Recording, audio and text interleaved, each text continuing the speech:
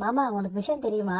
நாளைக்கு தீபாவளிங்கிறதுனால இன்னைக்கு 10 மணிக்கெல்லாம் கடைய அடைக்க வேணாம்னு சொல்லிட்டாங்க. நம்ம சங்கத்துல இருந்து விடிய விடிய கடை நடத்துறவங்க நடத்திக்கலாம்னு சொல்லிட்டாங்க. அத்தை, நானும் மாமா கூடவே இருந்து கடையை பாத்துக்கிறேனே, நீங்க கொஞ்சம் அவர்கிட்ட சொல்லுங்களேன். இப்போ நீயும் தறிக்கு போலாம், அப்புறம் யாருதான் தையில வேலை பாக்குறது? டாக்டர் வேற அவனை போக கூடாதுன்னு சொல்லிட்டு இருக்காங்க. சொல்லுங்க இன்பா, நான் சொன்ன விஷயத்த பத்தி நீங்க மாமா கிட்ட எதுவும் பேசிக்கல. நீங்க தான் எனக்கு பேச வேண்டாம்னு சொல்லிட்டீங்களே, அதனால நானும் பேசல. ஆனா மனசுக்குள்ள ஒரு கோவம் மட்டும் இருந்துச்சு. இன்பா கூட நிச்சயம் ஆனதுக்கு அப்புறம் நீங்க ஏன் வேற ஒரு பொண்ணு கூட பேசுறீங்க கேட்கணும்னு தோணுச்சு. ஆனந்தி, நீங்க அப்படிலாம் கேட்டுறாதீங்க. என்னதான் இருந்தாலும் அவரை நான் கல்யாணம் பண்ணிக்க போறவரு, அதனால அவரை என்னால மத்தவங்க முன்னாடி விட்டு கொடுக்க முடியாது.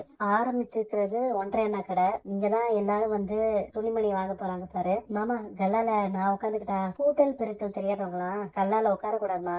எனக்கு அதெல்லாம் நல்லாவே தெரியும். கல்லால உட்கார்றவங்க கால்குலேட்டர் தேடக்கூடாது, அந்த கால்குலேட்டரை விட ஸ்பீடா மனக்கணக்கு போடணும். துணி எடுக்கிறதுக்கு ஒருத்தரையுமே காணலே.